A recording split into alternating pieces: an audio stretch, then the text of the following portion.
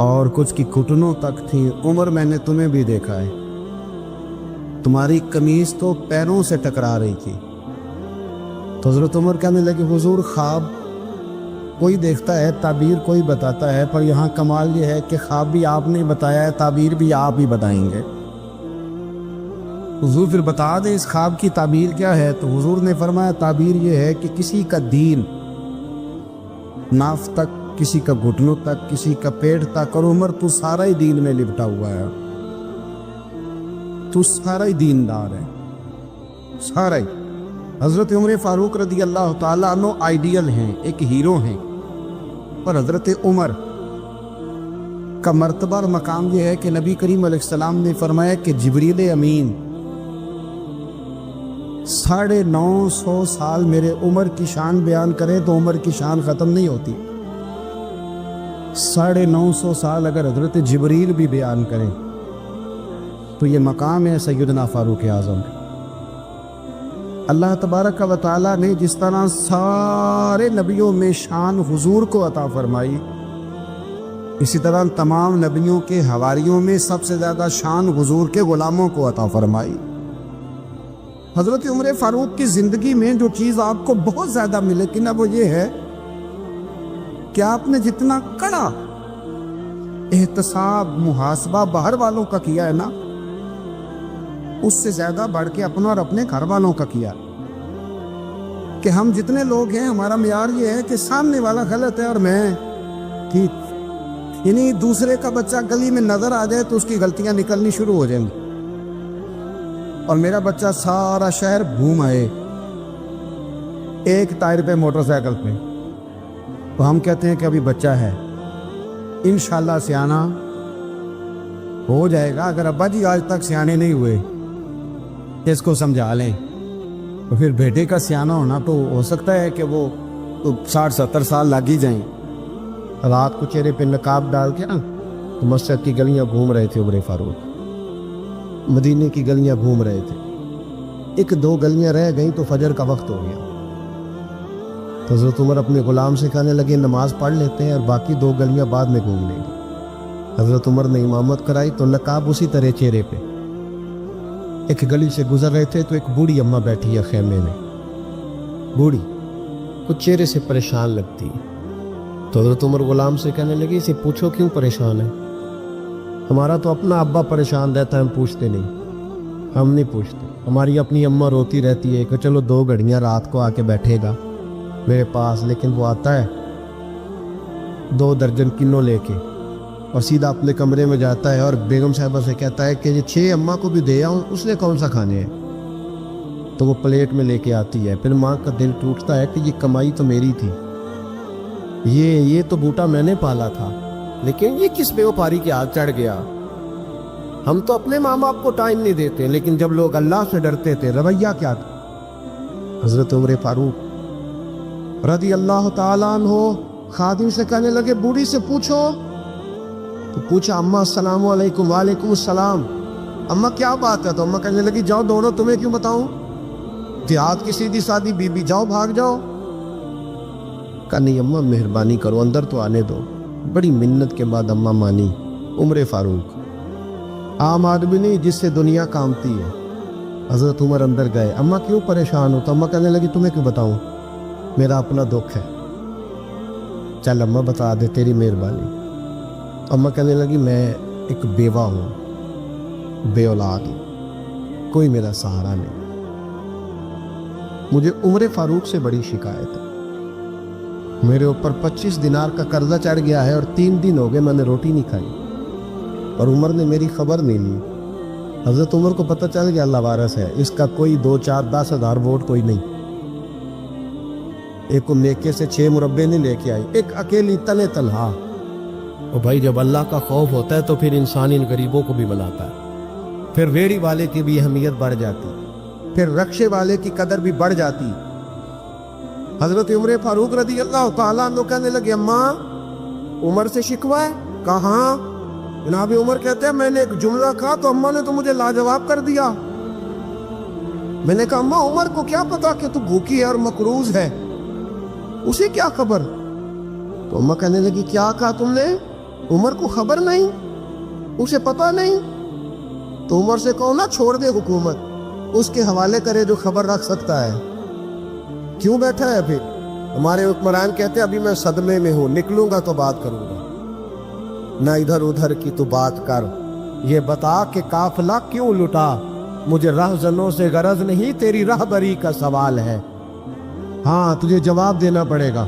حضرت سیدنا عمر فاروق رضی اللہ تعالیٰ عنہ سے اماں کہنے لگی نہیں خبر رکھ سکتا تو حکومت کیوں کرتا, چھوڑتا کیوں نہیں؟ تو حضرت عمر کہتے ہیں میں کانپنے لگا. دوڑے گئے جناب عمر. میں نے کہا اس اماں کا 6000 ووٹ نہیں کہ اس کی قدر کی جائے.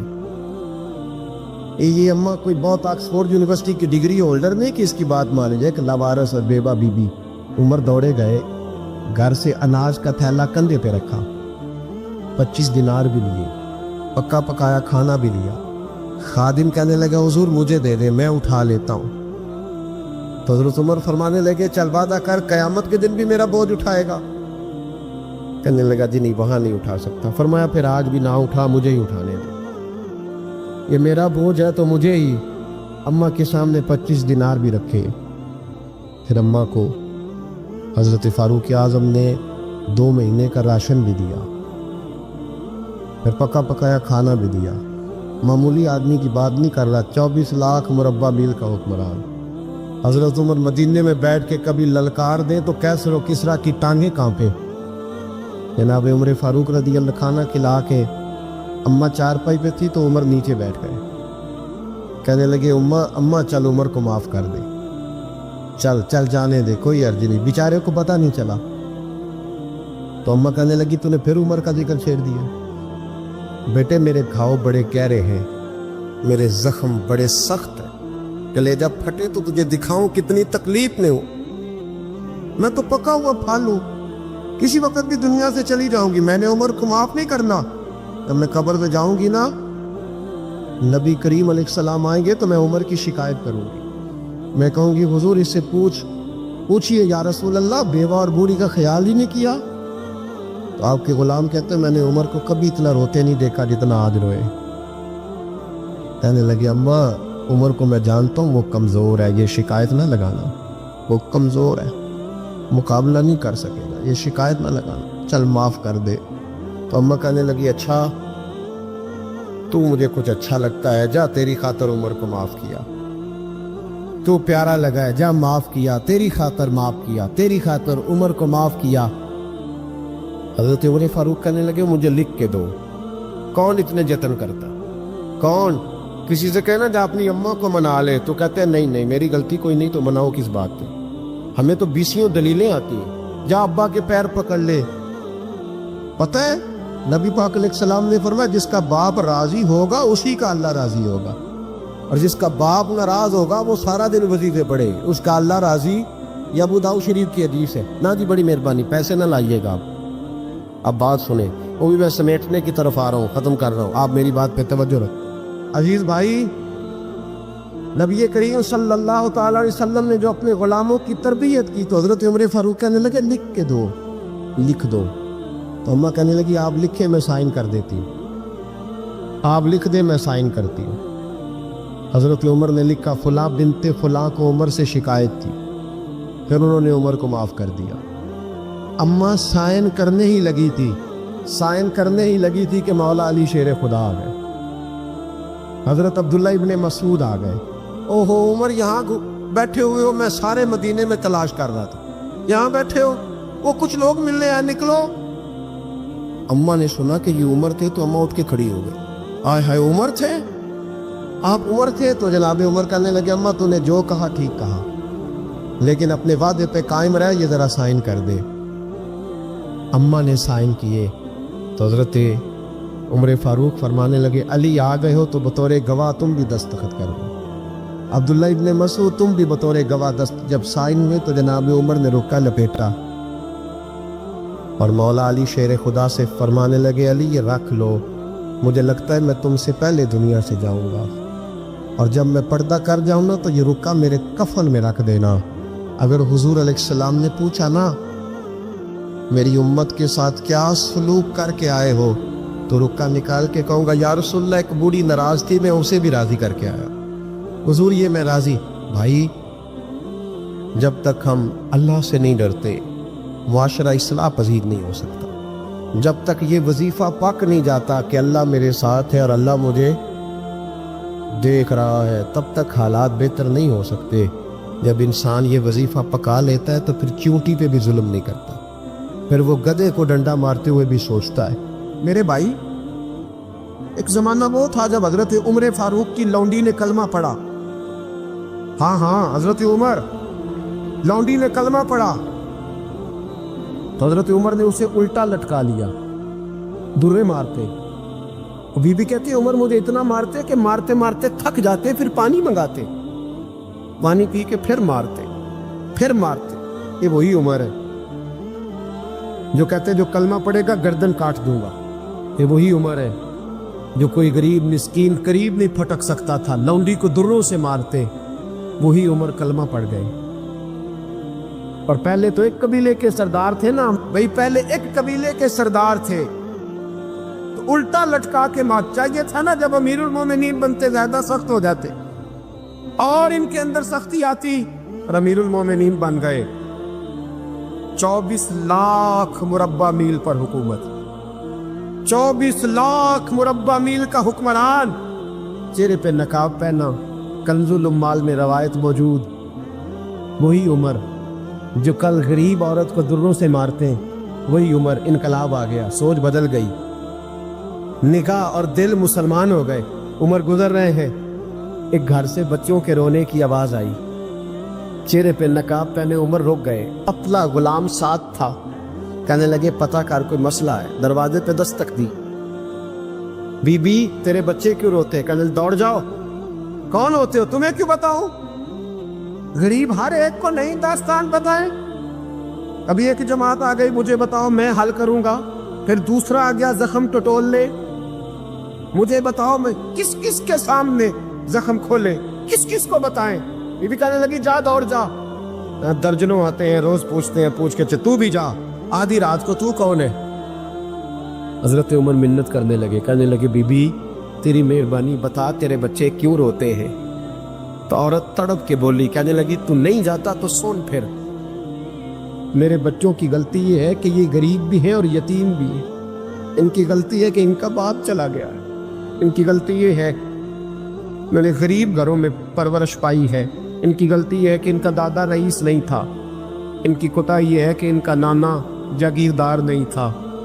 इनकी गलती ये है कि इनकी माँ जहेज में कुछ लेके नहीं आई। और क्या पूछना है?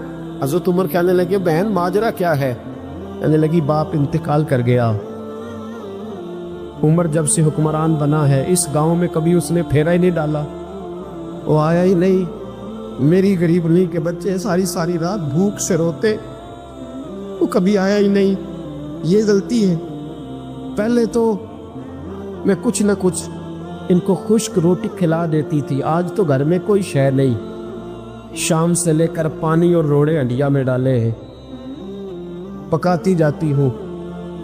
कहा था चलो सो जाएंगे, अब भूख बड़ी जालिम है, नींद भी नहीं आने दे। सब रोगां दा रोग मोहम्मद, जिसका नाम गरीबी, कंड बला के लंघ जाते नहीं दोस्त यार करीबी। कब भूख बड़ी जालिम है, पेट भूखा हो तो ये भी नहीं आती। सोचती थी सो, अब तहज्जुद का वक्त है पर सोते नहीं। अब बताओ मैं क्या करूं? उमर तो 24 लाख मुरब्बा मील का हुक्मरान है, इस कच्ची बस्ती में कैसे फेरा डालेगा? हजरत उमर दौड़े गए। 60 साल उमर, कंधे पे अनाज का थैला रखा, कंधे पे। गुलाम कहते हुजूर मुझे दे दे, पर मैं बता कयामत में भी मेरा बोझ उठाएगा। पर हजरत उमर लाए। फिर उमर ने उस बीबी के घर में चिराग रोशन किया। फिर बूढ़े उमर कहते मेरी बेटियां थी, मेरी बीवियां थी, मैंने खाना कभी नहीं पकाया था। मैंने उस बीबी से कहा बहन तू बैठ जा, बैठ गई। उमर कहते मैंने आग जलाई। आपके गुलाम कहते हैं जब उमर आग में फूंके मारते थे तो उनकी दाढ़ी से धुआं निकलता था। उमर ने आग जलाई। फिर फारूक कहते मैंने कभी रोटी नहीं पकाई थी, पर आज मैंने आटा भी गूंदा, 24 लाख मुरब्बा मील का हुक्मरान। ओ भाई, जब तेरा दिल और नजर मुसलमान होती है तो फिर तू झूठे दावे नहीं करता,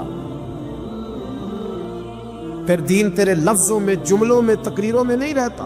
हजरत सैयदना उमर फारूक रदी अल्लाह ताला अन्हु आटा गूंथते, दाढ़ी सारी आटे से भर गई। फिर उमर फारूक रोटियां पकाते तो हाथ जलते। फिर सालन पकाया, फिर उमर ने दस्तरखान बिछाया। फिर वो छोटे छोटे बच्चों का उमर ने मुंह धुलाया। फिर फारूक आज़म रोटी के लुक़मे उनके मुंह में डालते और रोते, कहते बेटो, उमर को पता नहीं चला कि तुम भूखे थे। बेटियों, उमर को खबर नहीं थी। उमर से नाराज तो नहीं हो। छोटे छोटे बच्चे कहते हमें तो पता भी नहीं उमर कौन है। आम क्या बात। फिर उनको उमर फारूक ने खिलाया। फिर फारूक आज़म ट्रेन में बैठ गए, उनको हंसाते रहे। गुलाम कहते हुजूर अब क्या करते हो? फरमाया जो मेरी वजह से रोए थे उन्हें खुश ना करूं। हमारे बुजुर्गों ने वो लिखा है कि जब इंसान को अल्लाह नेमतें देता है तो फिर रब का हुक्म है कि उस पर शुक्र भी करे। नेमतों पर अल्लाह का शुक्रिया ना करने पर भी इस्तिगफार करना चाहिए। भाई अल्लाह तूने बड़ा कुछ दिया था पर मैं शुक्र अदा इस पर भी। हमारा तो अब ये हाल है कि जो हमारे पास चीज़ें हैं वो हम कहते हैं ये तो मेरा हक था, लेकिन जो नहीं वो मुझे फटाफट मिलनी चाहिए। मतलब अगर मेरे पास सेहत है तो इसको मैं अपना हक समझ लेता हूँ कि ये तो मेरा, ये चूँकि ठीक है जी, ये तो सही है, तंदुरुस्ती है, ये तो ठीक है, लेकिन कार कोई नहीं, वो ज़रा मिल जानी चाहिए। औलाद तो मेरे पास है, वो तो मेरा हक था, मेरा राइट था, माज़अल्लाह वो तो हमने हक बना लिया। और मेरे पास बंगला कोई नहीं, वो मुझे फटाफट मिल जाना चाहिए। भाई ये किस तरह तेरा हक था, किस हिसाब से? यानी जो चीज़ें हैं उनको संभालने की फिक्र नहीं है, और जो नहीं है उनके तलब की फिक्र लगी हुई है। शुक्र नेमत को महफूज कर देता है, शुक्र नेमत को महफूज कर देता है, और नाशुक्री नेमत को लाइन शकरतुम लाज़ीदन्नकुम वलाइन कफरतुम इन्न अज़ाबी लशदीद। अल्लाह फरमाते शुक्र कर, मैं तेरी नेमतों में इजाफा कर दूँ, और नाशुक्री करेगा तो अजाब दूँ। शुक्र नहीं ना होता, शुक्र नहीं होता। देखे ना, 100 रुपया अब्बा जी ने दिया एक बच्चे को और उसको कहा कि जा दुकान से कुछ चीज़ ले आ, तो वो 100 रुपया उसने रास्ते में जाते कहीं फाड़ दिया, जब गवा दिया, तो अब वो वालिद से दोबारा 100 मांगता है, तो वालिद कहता है कि पहले 100 का तूने क्या किया? नहीं समझ आई आपको मेरी बात? पहले 100 का क्या किया? तो वो कहेगा जी बाप मेरा दिल करता तो मैंने फाड़ दिया। जवान बच्चा है, समझदार है, 12-14 साल का है, मेरी बाप मेरा दिल किया था मैंने फाड़ दिया, खत्म हो गई बात। तो अब्बा नया 100 दे देगा? सुभान अल्लाह। कितने खुश हो के आप कह रहे हैं नहीं दे देना 100? ये कैसे हो सकता है? भाई करोड़पति वालिद भी हो तो 100 का नोट दोबारा देता क्यों? बाप बेटा नहीं उसका, प्यार नहीं, क्यों नहीं दे रहा? वो कहता तूने मेरे पहले 100 की कदर नहीं डाली, नया तुझे कैसे मिल जाए? तूने ख्याल ही नहीं किया, तूने जद्दोजहद ही नहीं की, तूने। हजरत मुल्ला रूमी ने मिसाल दी है। जनाब रूमी फरमाते हैं कि बगैर मेहनत के लोगों को अल्लाह ने नेमतें दी हैं तो उन्होंने शुक्र ही नहीं अदा किया। अंधे से पूछ आँख की कदर क्या है, पूछ अंधे से, पूछ माजूर से कि टांगों पे चलना कितनी बड़ी नेमत है। कभी पूछ उससे जिसका मकान तो एक कनाल में है पर रोने वाला बच्चा कोई भी नहीं।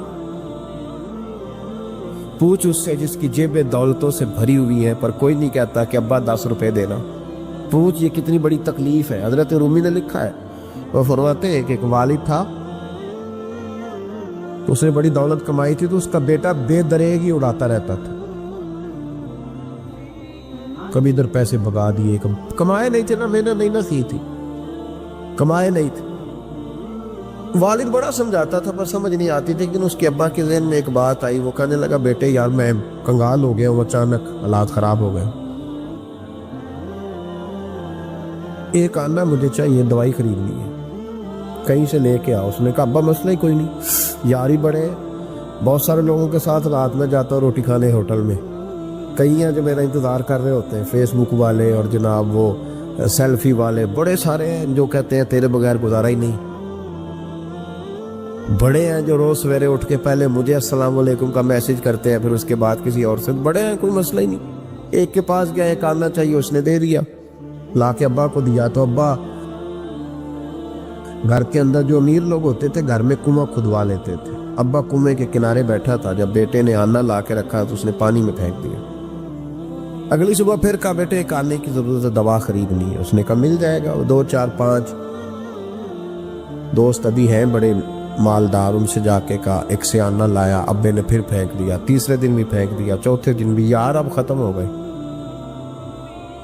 کچھ آہستہ آہستہ دوستوں کو پتہ چل گیا کہ کنگال ہو گیا، خبر پھیل جاتی ہے نا، اب بھوکا ہو گیا، اب آہستہ آہستہ موبائل بند ہونے لگے، آہستہ آہستہ جو ہے وہ نمبر بلاک ہونے لگا، حالات بگڑ گئے۔ اب جب اسے پتہ تھا کہ یار تو اب دروازہ کھٹکھٹاتا ہوں تو کہتے ہیں کہ اسے کہہ دو میں گھر نہیں، ابا نے تو آنا مانگنا ہے، اور میں بے دریغ دولت ابا کی اڑاتا رہا ہوں، اب یہ بھی نہیں کہہ سکتا کہ مجھے دیتا کوئی نہیں۔ شہر سے باہر نکل گیا، سارا دن مزدوری کی، جد و جہد کی، کبھی کام کیا نہیں تھا، ہاتھوں پہ چھالے پڑ گئے۔ بڑا مشکل ہوتا ہے جن لوگوں نے کام نہ کیا ہو انہیں کرنا پڑ جائے، تو تکلیف کا شکار ہو کے ایک آنا کمایا، شام کو لا کے والد کی ہتھیلی پہ رکھا تو اس نے پھینکا نا جب کنویں میں تو چیخ پڑا، کہنے لگا ابا جی آپ سیاڑے بیاڑے بندے ہیں، روز پیسے لا کے دیتا ہوں، کنویں پھینک دیتے ہو، کوئی کرنے والی بات کرو، نہیں دوائی کھانی تو نہ کھاؤ، لایا کیوں کرتے؟ بیٹے کو باپ نے تھپکی دے کے بٹھا لیا، اس نے کہا بیٹا میں نے پہلے دن تو نہیں پھینکا، تو 7واں دن میں روز پھینکتا ہوں، آج تیری چیخیں کیوں نکلی؟ کہنے لگا ابا پہلے ادھار کے تھے آج مزدوری کے ہیں۔ نہیں سمجھ آئی بات، پہلے بولیے، اور آج میری محنت ہے، مزدوری ہے، جد و جہد ہے۔ تو والد کہنے لگا بیٹے یہی میں تجھے سمجھانا چاہتا تھا، وہ میری بھی محنت کے ہیں جو کچھ روز یاروں کو کھلا آتا ہے، میں نے بڑی جد و جہد سے جمع کی ہے، میں کنگال نہیں ہوا، صرف تجھے سمجھانا تھا۔ او بھائی یہ آنکھیں تیری محنت کی نہیں نا، اس لیے تو شکر نہیں ادا کرتا، یہ وجود، یہ ٹانگیں، یہ شعور، یہ تیری جد و جہد کا نہیں، جو عقل کی دولت اللہ نے دیا ہے نا یہ تیری محنت کی نہیں، اگر محنت کی ہوتی تو سجدے میں پڑا رہتا، تو خیال کرتا اللہ نے آنکھیں دی ہے قرآن دیکھنے کے لیے۔ جب کوئی کسی گندی چیز کو دیکھتا ہے تو ناشکری کرتا ہے، جب غلط طرف اٹھاتا ہے یہ چیزیں تو ناشکری کرتا ہے۔ صاحبو یاد رکھنا اور اس پر ضرور غور کرنا کہ جب نعمتوں کا شکر ادا نہ کیا جائے تو پھر ہمیں استغفار کا حکم دیا گیا ہے۔ پھر کیا کرنا ہے ہم نے؟ استغفار کا، یا اللہ ہم تیری نعمتوں کا شکر ادا نہیں کر سکے تو ہمیں معاف فرما دے، تو ہم سے درگزر فرما، معاف فرما۔ ایک استغفار اس بات کا ہے کہ دیکھیں نا، یہ رسول پاک علیہ السلام کا فرمان، یہ حدیث امام راضی نے لکھی ہے، اور نبی پاک کی فرمان کے لحاظ سے جو چیز ہمارے سامنے ہے نا اس پر ہماری آنکھیں بھی کھل جانی چاہیے، دل بھی کھل جانا چاہیے، کہ کوئی خاص ہی بات تھی جو حضور نے بیان فرمائی صلی اللہ علیہ وسلم۔ سرکار دو عالم علیہ السلام نے فرمایا ایک آدمی نے 500 سال بغیر ریاکاری کے اللہ کی عبادت کی۔ کتنے سال؟ 5 سال نہیں ہوتی بغیر ریاکاری کی۔ تہجد پڑھنے والا جب تک 6 لوگوں کو بتا رہا نا دے تہجد پڑھی ہے، اتنی دیر تو تہجد آگے بڑھتی نہیں، کم از کم 6 بندوں کو پتا ہونے چاہیے۔ اور میرے جیسے حاجی نمازیوں کا تو دل کرتا ہے کہ وظیفے پہ بندہ رکھا جائے جو تعریفیں کرے صبح و شام، بھائی صاحب کی کیا بات ہے، حضرت صاحب کی وظیفہ دیں گے اس کو مہینے کا، وہ تعریف کرے کھول کے کہ آپ کی بڑی بات۔ یہ مرض ہے، تعریف سننا نا یہ بیماری ہے، اس نے جھوٹ کو جنم دیا، بہت بڑا مرض ہے۔ حضرت سعدی نے اس پر بہت بڑے مقالہ جات لکھے اور فرماتے ہیں یہ مرض کچھ لوگوں میں بہت زیادہ ہوتا ہے۔ ایک امیروں میں، امیر لوگ ناراض نہ ہو جائیں پر انہوں نے کہا ہے تو کوئی حکمت ہوگی نا، امیروں میں تعریف سننے کا مرض بہت زیادہ ہوتا ہے۔ فرماتے ایک بادشاہوں میں اور تیسرا عورتوں میں، ان میں یہ بیماری بہت زیادہ ہوتی ہے۔ کوئی تعریف نہ کرے تو خود اپنی کرنی شروع کر دیتے ہیں، خود ہی کہہ دیتے ہیں کہ وہ کیا بات سی، میرے ابا جی تے وہ تے 100 حال چلدا سی تے 150 بندہ ٹکر کر، ابا جی دی چھڈ تو دس تیرے کنے چل دے، تیرے کو کنے بندے روٹی کھاندے، اپنی بات کرنا۔ اقبال کہتا تھے تو وہ آبا تمہارے ہی مگر تم کیا ہو، ہاتھ پہ ہاتھ درے منتظر فردا ابا جی کی دادا جی کے چھوڑ اپنی کر ہمیں تو تیرا پتہ ہے تو اپنی بات کر تیرے اندر بھی کوئی چیز ہے کہ نہیں ابا دادا تو سب کے بڑے ہیں حضرت آدم کی اولاد ہے تو حضرت آدم نبی تھے اور باپ دادا تو سب کے بڑے بڑے ہی ہیں بات یہ ہے کہ اپنی بات کرنی چاہیے نا تو یہ بیماری ہے یہ نقص ہے 500 سال بغیر ریاکاری کی عبادت اور بیان میرے نبی کریم علیہ السلام فرما رہے ہیں 5 بولیے یہ بہت بڑا مسئلہ ہے دکھاوا نہ ہو ریاکاری نہ ہو ہم مجالس میں جاتے ہیں نا جناب محافل میں تو لسٹ ملتی ہے یہ چوہدری صاحب نے صدارت ہے انہوں نے خصوصی تعاون کیا ہے تو یہ فلانے صاحب ہے تو ان کا بھی نام لینا ہے تو میں کبھی کبھی کہہ دیتا ہوں کہ یار آپ نے تو کہا تھا یہ نبی پاک کی تعریف کی محفل ہے اور یہاں آپ نے لسٹ لگا دی ہے پوری تعریف کرنے والوں کی کچھ ضروری ہے کسی کا نام لینا اور اس کا جناب ذکر کرنا اور اشتہار پہ اس کی فوٹو آنا یہ کچھ ضروری ہے ویسے بھی کوئی اچھا لگتا ہے کہ نبی پاک کے نام کی محفل اور میں صدارت کر رہا ہوں ڈرنا چاہیے نا مجھے اللہ تعالیٰ حضور کی محفل اور میری صدارت اس پر کبھی غور کرے اگر کوئی راہ طریقت کا مسافر ہوگا تو تڑپ جائے گا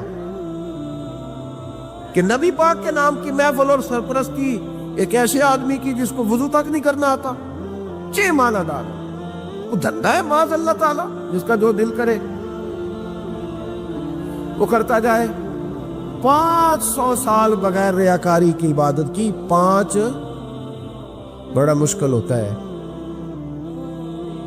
حضور فرماتے ہیں یہی بندہ جب اللہ کے حضور کھڑا کیا جائے گا تو رب کریم اس سے کہے گا کہ چلو اس کو میرے فضل سے جنت میں لینا تو عرض کرے گا مالک فضل تو ٹھیک ہے پر 500 سال لگائے میں نے 5 وہ مولوی صاحب میری طرح کے بیچارے جو امام مسجد ہوتے ہیں نا تو وہ بھی کہتے ہیں جب میں آیا تھا تو 30 بچے تھے مسجد میں اب 80 ہو گئے اور بھائی یہ بندوں کو بتانے کی کیا ضرورت ہے یہ تو اللہ کی رضا کے لیے ہے نا تو چھوڑ اس میں اتنا تذکرہ کرنے کی کیا حال ہے 500 سال جس نے لگائے بول پڑا یا اللہ 500 سال لگائے اور تو کہتا ہے کہ اس کو میرے فضل سے لے جاؤ تو رب کریم نے فرمایا چلو کوئی نہیں پھر انصاف کر لیتے ہیں الٹی آنکھ کی روشنی نکال کے ترازو کے ایک پلڑے میں رکھو اور 500 سال کی بغیر ریاکاری کی عبادت دوسرے پلڑے میں رکھو کبھی اس مریض سے پوچھنا جس کو ڈاکٹر کہہ دیتا ہے کہ تیری آنکھ کا علاج نہیں ہو سکتا بے بس ہوتے ہیں ڈاکٹر جواب دے جاتا ہے شعور پوچھ کبھی اس شخص سے کو کہتا ہے بس جناب اب آپ اپنی آنکھیں موجود ہونے کے باوجود آپ دیکھ نہیں سکتے اتنی موٹی آنکھ لگی ہوئی ہے لیکن روشنی اللہ چاہے تو دیتا ہے نہ چاہے تو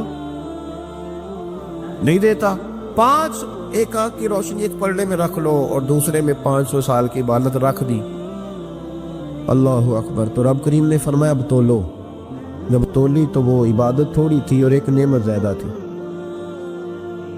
اللہ نے فرمایا یہ تو بھائی اس کو تو 500 سال دیے تھے یہ تو ایک نعمت کا شکر نہیں ادا کر سکا پکڑو اس کو دوزخ میں ڈالو یہ کر کے کیا آیا ہے پکڑو جہنم میں ڈالو اس کو لے چلو ترمذی شریف کے لفظ ہے نبی پاک نے ہمیں سمجھایا اور ایک جملے میں ساری بات ختم کر دی حضور فرمانے لگے تو اللہ کی تھوڑے دیے ہوئے رزق پہ راضی ہو جا وہ بھی تیری تھوڑی عبادت سے راضی ہو جائے گا اور اگر تیرا پروگرام ہے نا لمبی چوڑی جائیداد ہوگا تو پھر سجدے بھی لمبے کر پھر لمبے کر میں تو بھی یہ کیا بات ہوئی یہاں جتنی دولت بڑھتی جاتی ہے عبادت سکڑتی جاتی ہے وقت ہی نہیں ٹائم ہی نہیں یہ بڑھا پھر تو جب دوزخ میں جانے لگا نا تو پھر خیال آیا تو حضور فرماتے استغفار کرنے لگا کہنے لگا اللہ میں بھول گیا تھا اللہ مجھے غلطی لگ گئی استغفار کر رہا تو جب اس نے استغفار کیا تو رب کریم تو پہلے ہی بڑا قبول کرنے والا ہے یا اللہ میں بھول گیا تو فرمایا چلو جو استغفار کرے اسے تو میں ویسے ہی معاف کر دیا کرتا ہوں اسے بخش دو اسے میرے فضل سے جنت میں لے جاؤ پہلا استغفار ہمارے بزرگ نے ایک مراقبہ کراتے تھے مراقبہ ان فی خلق السماوات والارض واختلاف اللیل والنہار لآیات لأولی الالباب مراقبہ ہوتا تھا اللہ کی نعمتوں پر غور کرنے کا نام تو اکیلا بیٹھ گردن جھکا اور غور کر خدا کا فضل کتنا ہے اور میری اس میں محنت کتنی ہے، اس کا شمار کر۔ اس طرح کر کے 2 خانے بنا، ایک خانے میں اللہ کی نعمت رکھ اور دوسرے میں پھر اپنی محنت رکھ۔ اس کو کہتے ہیں مراقبہ، یہاں سے مراقبہ سٹارٹ ہوتا ہے۔ اور اگر تو شکر ادا کر رہا ہے تو پھر ٹھیک ہے، ورنہ پھر استغفار کر، پھر اللہ کے حضور معافی مانگ، پھر اس کے حضور آہوزاری کر، پھر اس سے کہہ کہ وہ معاف کرے۔ ہم لوگ یہ والا مراقبہ نہیں کرتے، اس لیے جو چیز ہے وہ تو میرا حق تھا، مجھے فٹافٹ دوسری بھی چاہیے۔ استغفار کریں اس لیے کہ ہم شکر ادا صحیح طور پر کر سکے، پھر اس کے بعد دوسرا استغفار اس وقت ہوتا ہے اللہ اکبر کہ جب انسان باشعور زیادہ ہو پر بے عمل بھی اتنا ہی زیادہ ہو، اسے بھی استغفار زیادہ کر دو چاہیے۔ آپ میرے سمیت کسی بھی آدمی کو چھیڑیں گے نا تو دنیا اور مافیہا کی وہ باتیں کرے گا، لیکن جب اس کا عمل دیکھا جائے گا تو کچا سا، پلپلا سا، کمزور سا۔ یعنی ایسے لوگ ہیں جو ماں باپ کی عظمت پر 6 گھنٹے تقریر کر سکتے ہیں، لیکن اگر ان کی اماں سے جا کے پوچھا جائے کہ بیٹے کا حال کیا ہے جی، تو کہتے ہیں بڑی تکلیف میں، اپنے بیٹے کے سبب سے وہ بڑی آزمائش کا شکار۔ بھئی تیری 6 گھنٹے کی تقریر کا معنی کیا ہوا؟ تو لفظوں کے گورکھ دھندے کا ماہر ہے۔ لفظ میں ادھر گیا ہوا تھا بڑی دور پنجاب کے ایک شہر میں، تو ایک صاحب مجھے کہنے لگے کہ میری 21ویں سالانہ محفل ہے۔ میں نے کہا آپ نماز پڑھتے؟ کہتے نہیں۔ تو میں نے کہا محفل کا کیا معنی رکھا ہوا ہے آپ نے؟ یہ کیا ہے، رسم ہے؟ فلاں بہت بڑے عالم کو میں نے بلایا، فلاں کو بلایا، فلاں نعت خامی کو، یہ کیا ہے؟ اگر تو نمازی نہیں آج تک، اس کو کیا سمجھتا ہے تو؟ میرے جی فلاں بزرگ سے بھی تعلقات ہے، تو نے کیا حاصل کیا ان سے؟ تعلقات کا کیا مطلب ہوتا ہے؟ فوٹو آتی ہے ساتھ، اخباروں میں تصویر لگ گئی، فیس بک پہ آ گیا کہ میں ان سے ملا ہوں، اتنا تعلق ہے؟ یا تو بھائی خوشبو کے قریب سے بندہ گزر جائے تو خوشبو آنے لگ جاتی ہے۔ تو نے پایا کیا؟ شعور ہونا اور عمل نہ ہونا بہت بڑی مصیبت ہے۔ اس سے اللہ کی بارگاہ میں استغفار کرنا چاہیے۔ یعنی انسان کو عقل ہو، پتہ ہو، خبر ہو، پر اس کے پاس دھلے کا عمل نہ ہو۔ اس کو 3400 حدیث آتی ہو کہ نماز نہ پڑھنے والے کی سزا یہ ہے، پھر بھی نہ پڑھے، تو سزا ہے کہ نہیں اللہ کی طرف سے؟ حضرت روبی رحمۃ اللہ علیہ فرمایا کرتے تھے بہت سارے بندوں کو اللہ سارا کچھ دیتا ہے، مسجد آنے کی توفیق نہیں دیتا، معنی یہ ہے کہ اللہ ان سے ناراض ہے۔ وہ کہتے ہیں کہ میں بڑا سمارٹ ہوں۔ تو عقل ہونا اور عمل نہ ہونا، اس پر بھی استغفار کرنا چاہیے۔ عارف رومی کہتے ہیں کہ شیر نے کہا گیدڑ سے اور لومڑی سے کہ چلو شکار کرنے چلتے۔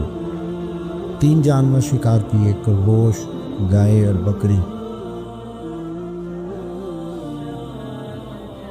اس نے گدڑ سے یہ کہا کہ یہ ہم نے 3 شکار کر لیے ہیں شیر سے، اب یہ بتاؤ کہ تقسیم کیسے کریں گے، کھائیں گے کیسے؟ تو گدڑ کہنے لگا بادشاہ بڑی سادی سی بات ہے، یہ خرگوش لومڑی کھائے گی اور میں بکری کھاؤں گا، اور آپ چونکہ بڑے ہیں تو گائے آپ کھائیں گے۔ اس نے پنجہ مارا، گدڑ کو مار دیا، مر گیا۔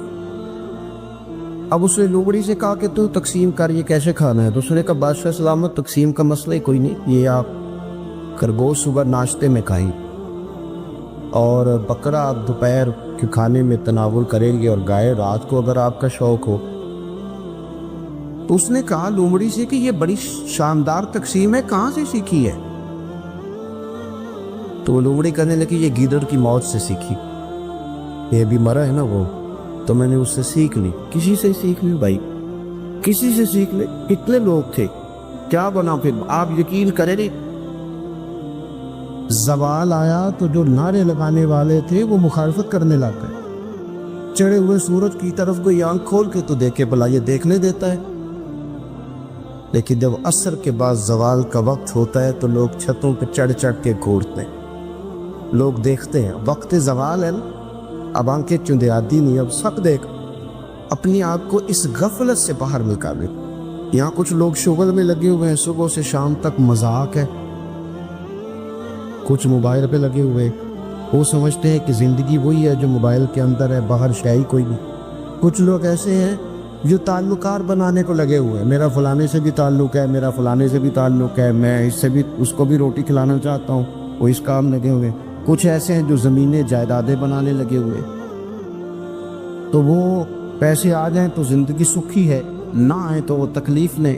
ہم نے طرح طرح کی غفلتیں اپنی طبیعت پہ اوڑھ لی ہیں. ہمیں خبر ہے کہ ہماری کتنی نمازیں قضا ہو.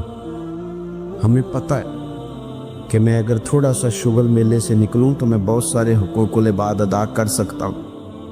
ہمیں پتہ ہے کہ یہ وقت جو میں نے کپ میں لگا دیا اس میں پورا سپارہ تلاوت کر سکتا.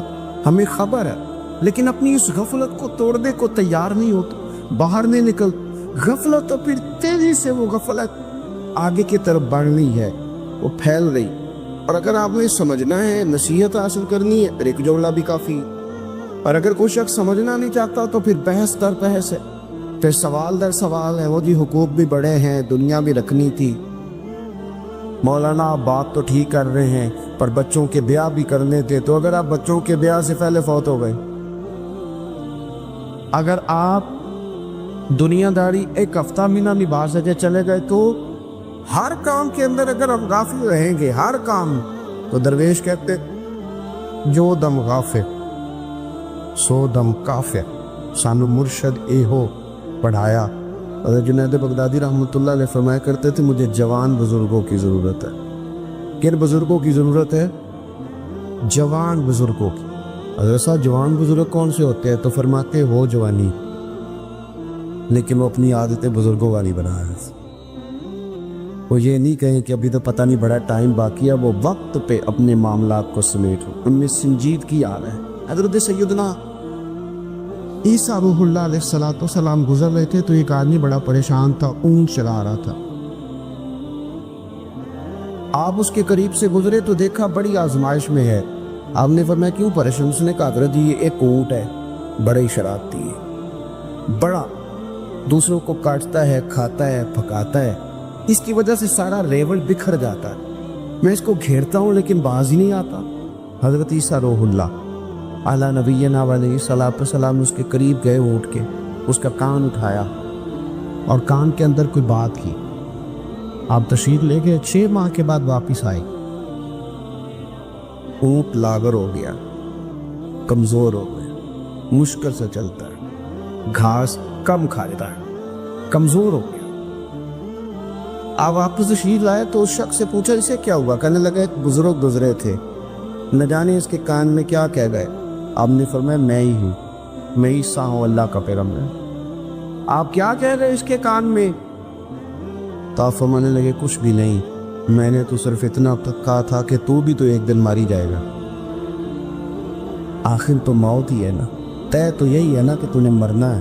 جتنا مرضی بھاگ لے, جتنی مرضی شرارت کر لے, جتنا مرضی شغل بنا لے, آخر موت ہے, طے ہے کہ تو نے مرنا ہے, اینڈ یہی ہے تیرا.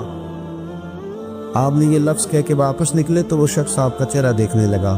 اب نے فرمایا تجھے کیا ہوا؟ کہنے لگا حضور جانور سمجھ گئے, ہمیں بھی تو اب سمجھ جانے چل. اب ہمیں بھی تو سمجھنا چاہیے نا, یہ سمجھ کیا ہے, ہمیں بھی تو سمجھنا چاہیے.